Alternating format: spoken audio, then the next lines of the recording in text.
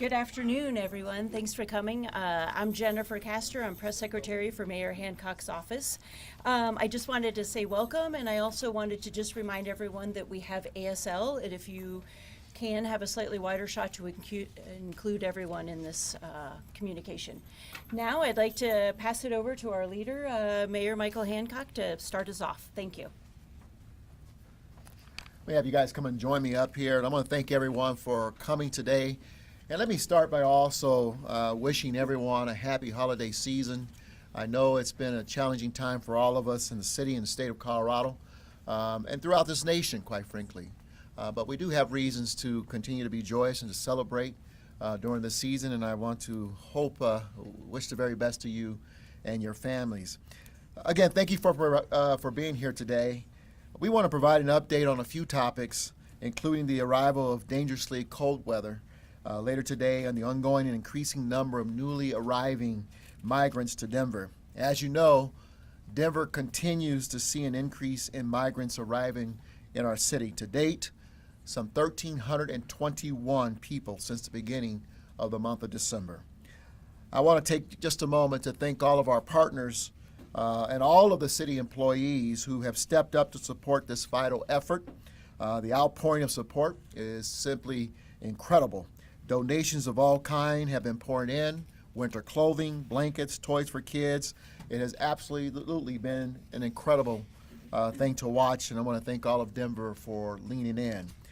So much so, we want to just remind everyone that as we continue to accept these donations, both physical donations and cash contributions, that you can go to our denvergov.org /OEM website to determine what we continue to need in this process.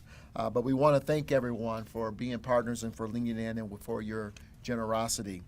I also want to thank the Denver City Council for extending my emergency declaration through January 9th of next year. This has been an incredible effort. The city of Denver now estimates to have spent some $2 million in shelter, transportation, food, and other costs. And so with that, I want to thank the state for helping to make funds available to us as well. We submitted an application for some of those dollars to the state just on yesterday, and we anticipate applying for additional federal reimbursement in the coming weeks. And I have had conversations with the White House regarding Denver's actions over the coming weeks. Obviously, there has been a lot of focus on Title 42 this week and on what's happening in El Paso, Texas, and along the country's southern border. But I want to be clear, as I've told the national media, our immigration system has been broken in this country for quite some time now, well before the pandemic and Title 42 took effect. With or without Title 42, we still have an immigration system that is failing us. And so once again, I want to be very clear, and I know so many of my colleagues, our counterparts across the country, share this sentiment with me because I've spoken with them directly. I implore Congress and the administration to act and to act quickly. We need bold interim steps today, but we also need a long-term strategy and plan and policy around immigration. Again, I've talked to mayors all of this country during this week, and we are united. We need help. Cities are taking the brunt of the crisis, and we're all at a breaking point. For much of the country, the immigration crisis is about to be compounded by another crisis, the Arctic cold front that will be arriving in Denver today. We are also calling on our community to help us as well. Let me make sure, because I think I missed a point. You all know that we are opening up a warming center at the Colorado Convention, not the Convention Center, but the Coliseum later today, beginning at 3 o'clock. Again, it will be a 24/7 warming center beginning at 3 o'clock. This facility will be available to anyone who needs it, including our neighbors experiencing homelessness, the migrants who have recently arrived in our city, and anyone from the general public who needs a safe place to be warm. Everyone is welcome, and I want to make that clear. In addition, Denver rec centers and libraries will be available during regular operating hours for people to warm up and get out of the dangerously cold weather. I want to be clear, the weather we are anticipating this afternoon and through the next 2 days will be extremely dangerous. And I encourage everyone to stay inside, to seek shelter, and to limit time outdoors. I'm going to turn it over now to Britta Fisher, our Executive Director of Denver's Department of Housing and Stability, to give you more information on that. Britta? Thanks, Mayor. Severe weather poses a significant and serious danger to those staying outside. We have capacity in our shelters for people experiencing homelessness, and the addition of the Coliseum as a 24/7 warming center. We have a strong sheltering system here in Denver, and we always stand ready to meet the needs of our community of unhoused residents. Within our regular sheltering system, a total of 1,936 persons experiencing homelessness were sheltered on Monday night. We encourage people to come inside. People can learn more about how to find shelter at denvergov.org/findshelter. We also want to thank our outreach workers, our park rangers, the police, our partners and advocacy organizations that are actively reaching out to our unsheltered individuals throughout Denver to let them know that this severe weather is coming and to assist them in finding and getting to shelter. The Department of Housing Stability's outreach team and our partners have 36 staff members working extended hours till 9 p.m. daily, putting all their efforts to getting people inside, safe from this incoming storm, so we can save lives. As this storm moves in today, on the shortest day of the year and the longest night of the year, the Denver community holds an annual memorial vigil to remember those who passed away over the past year while experiencing homelessness, some due to exposure. A reminder of how important our efforts are to encourage everyone to come inside. More than 260 people will be remembered at tonight's vigil. This is coordinated by the Colorado Coalition for the Homeless. The memorial tonight will be held from 5 to 7 p.m. in front of the city and county building. For many, this will be the only service to mark their passing. Luminaries will feature individuals' names, and their names will be read aloud throughout the event. Everyone is welcome to attend, but please come early and bundle up well for these conditions. To tell us more about the emergency migrant shelter operations, we have Mimi Sherman, who is the Chief Operating Officer of Denver Human Services. Thank you, Britta. As the mayor said, we're continuing to see a large number of migrants arriving in the city every day. Denver has created a reception center for incoming migrants and is operating 2 congregate shelters.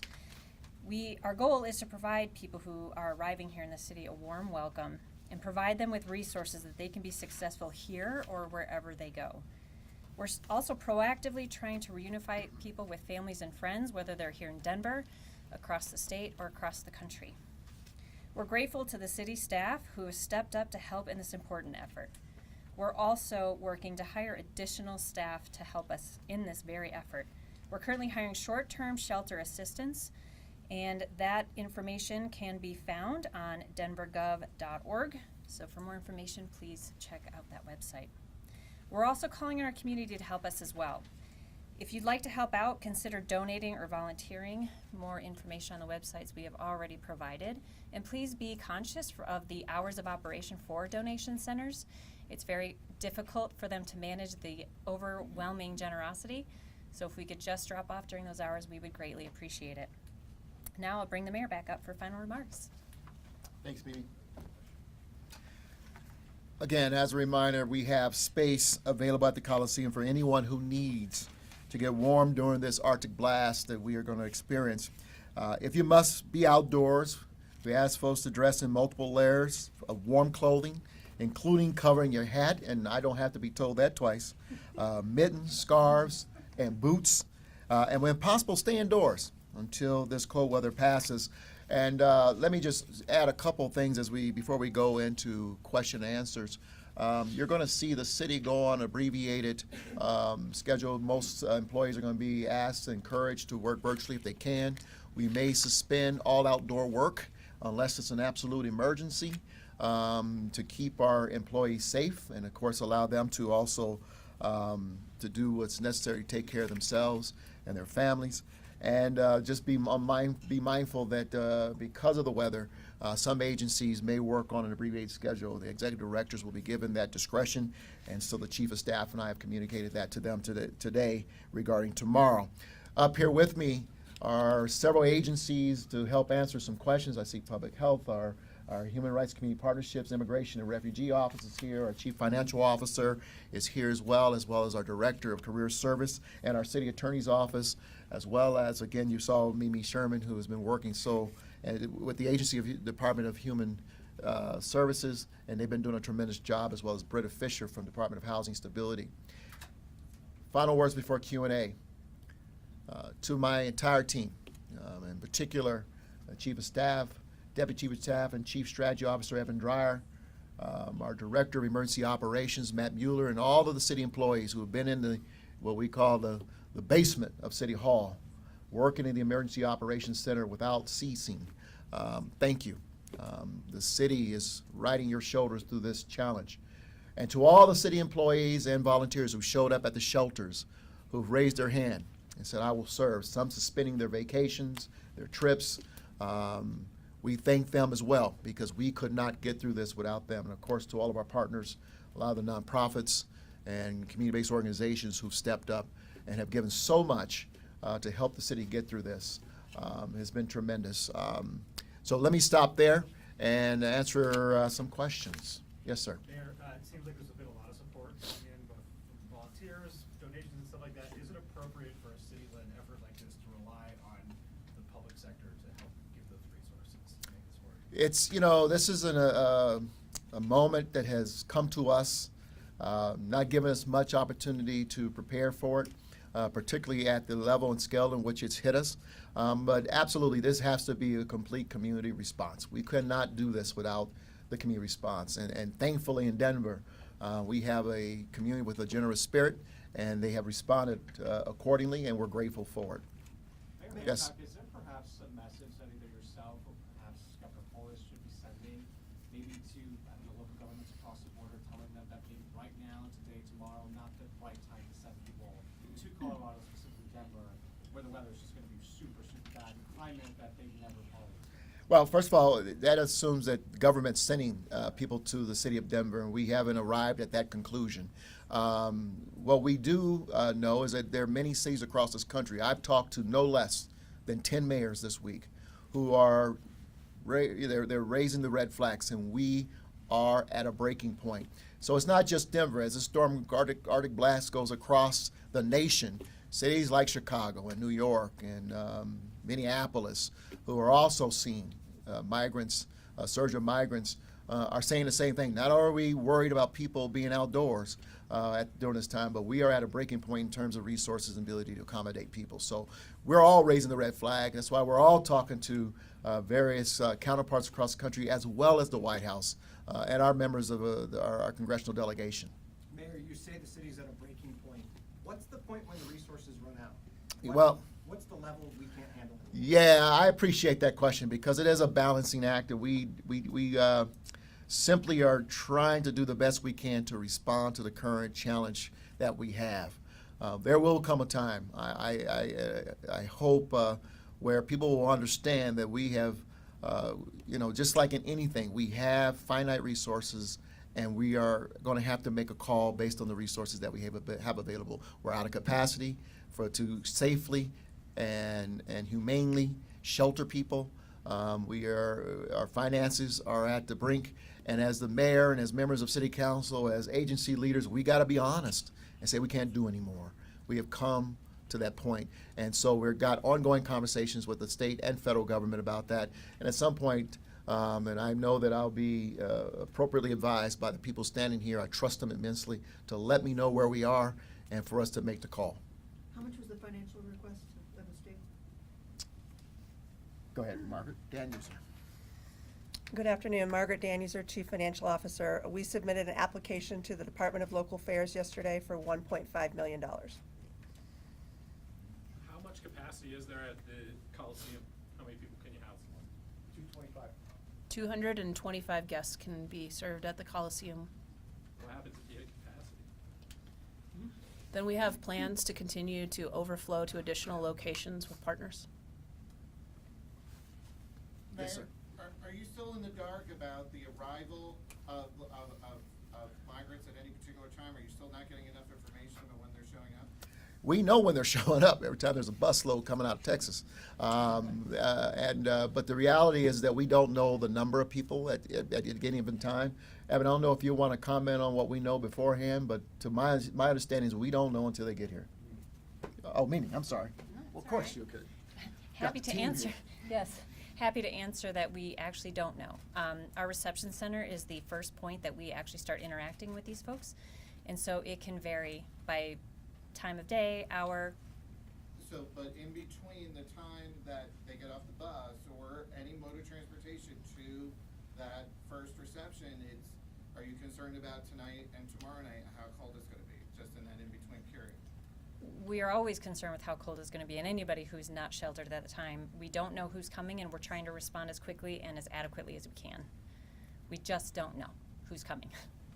Are you guys having somebody at the reception point, RTD station, waiting for immigrants to arrive? We have people at the reception center, and there are advertisements about where to go for help, so they know where to go, and they're following those instructions and showing up en masse. How do they know where to go to the reception center? There are flyers in the bus stations letting them know where to go.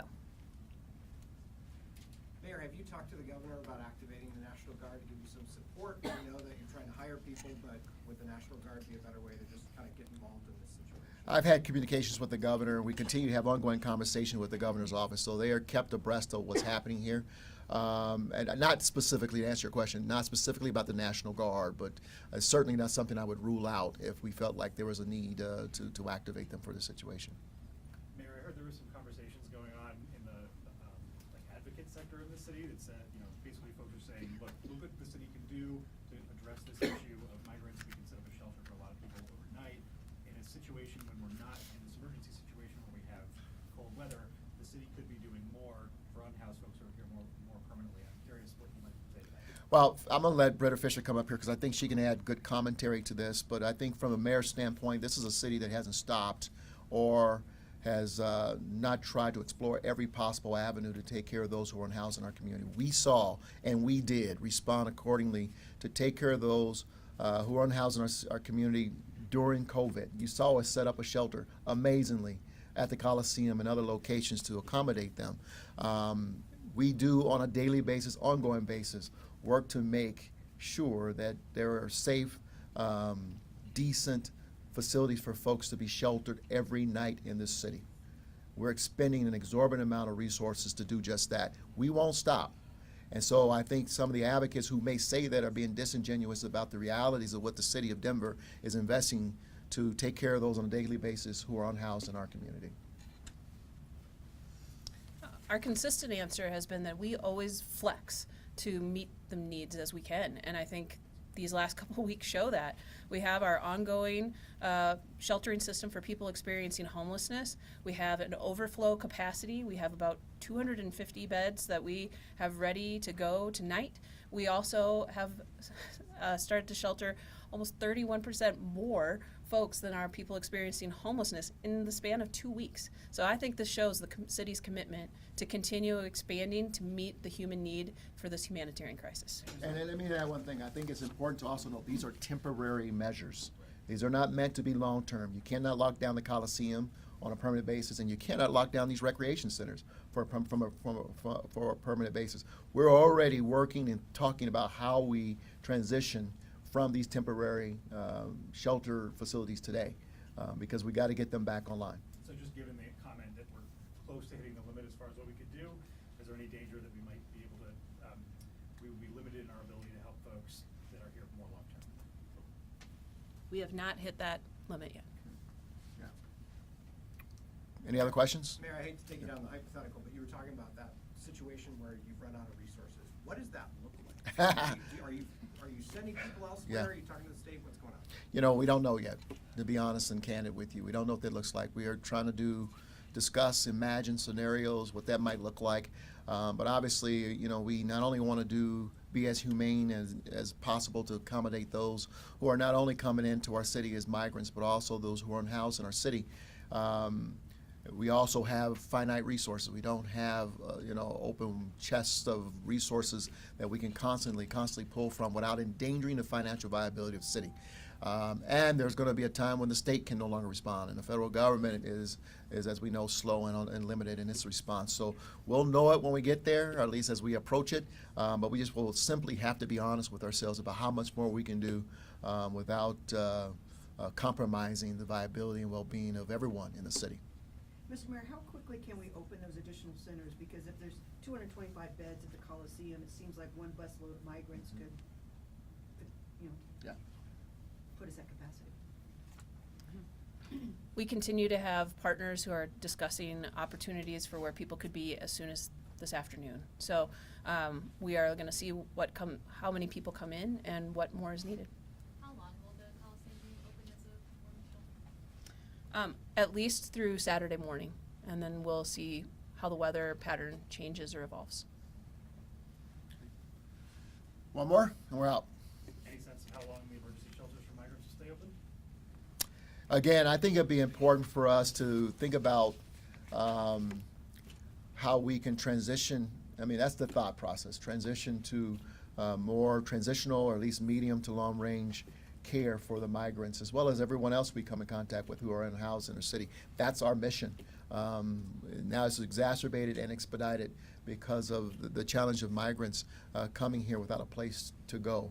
But we'll see. And the reality is that I want you to imagine that when we think about where we temporarily shelter people, there's a lot has to go into that. It has to be accommodating. It has to be ADA accessible. We have to make sure that we can take it offline for a period of time, that there are right facilities to accommodate them while they're there. There's a lot that goes into that. And so we don't have a lot of those facilities that can accommodate the kind of thing that we're doing at these newer facilities that we have in the city of Denver. Mayor, quick question about the folks who are coming here. Are you finding a lot of them are coming here to move on, or a lot of them are coming here to establish themselves? Yeah. I got it down now. We've been trying to nail down a percentage of people just to give a guess. It seems to be between 50 and 60% do have a plan. Do they follow through with that plan? Not always. Like a plan beyond here? Yes, but they don't always follow through, or they change their minds, and so it's really hard to track it with the influx of people. So I'd love to put a number in a percentage. It's just really complicated. And our buses are getting canceled yet again because of weather other places. So those who had a plan to move on are staying put for now. Thank you all very much. Thank you all.